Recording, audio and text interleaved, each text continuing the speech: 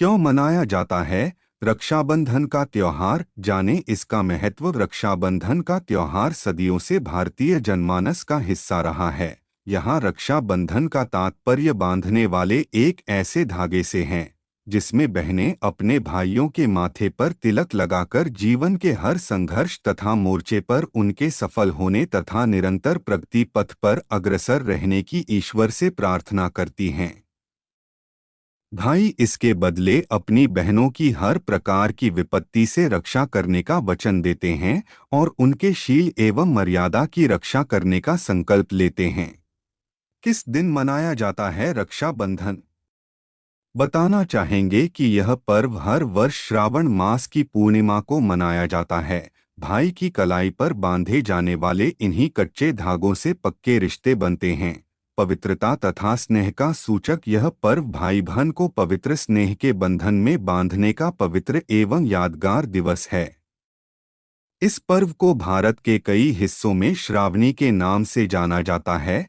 क्यों मनाया जाता है यह रक्षाबंधन? कृष्ण और द्रौपदी की कहानी। लोगों की रक्षा करने के लिए श्री कृष्ण को दुष्ट राजा शिशुपाल को मारना पड़ा। इस युद्ध के दौरान कृष्ण जी की अंगूठी में गहरी चोट आई थी, जिसे देखकर द्रौपदी ने अपने वस्त्र का उपयोग कर उनकी खून बहने को रोक दिया था।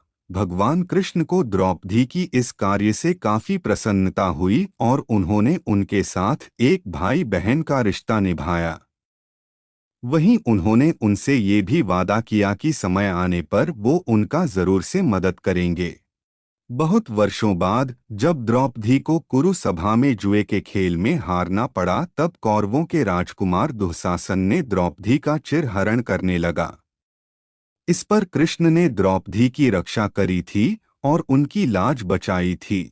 चित्तौड़ की महारानी कर्मावती का प्रसंग तो इस संबंध में विशेष रूप से उल्लेखनीय है। रानी कर्णावती और सम्राट हुमायूं की कहानी का कुछ अलग ही महत्व है। उस समय की बात है जब राजपूतों को मुसलमान राजाओं से युद्ध करना पड़ रहा था। उस समय चित्तौड़ की रानी कर्णावती हुआ करती थी।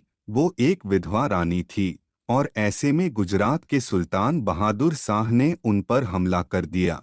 ऐसे में रानी अपने राज्य को बचा सकने में असमर्थ होने लगी। इस पर उन्होंने एक राखी सम्राट हुमायूं को भेजी उनकी रक्षा करने के लिए, और हुमायूं ने भी अपनी बहन की रक्षा के हेतु अपनी एक सेना की टुकड़ी चित्तौड़ भेज दी, जिससे बाद में बहादुर शाह के सेना को पीछे हटना पड़ा था। डिस्क्लेमर: इस लेख में दी गई जानकारियां और सूचनाएं माध्यमों, ज्योतिषियों, पंचांग, प्रवचनों, मान्यताओं, धर्म ग्रंथों से संग्रहित कर ये जानकारियां आप तक पहुंचाई गई हैं। स्पिरिचुअल मोटिवेशन टीवी इनकी पुष्टि नहीं करता है। हमारा उद्देश्य महज सूचना पहुंचाना है। अगर आपको वीडियो अच्छी लगी हो तो चैनल को सब्सक्राइब करें और वीडियो को शेयर करें। हर हर महादेव। ओम नमः शिवाय।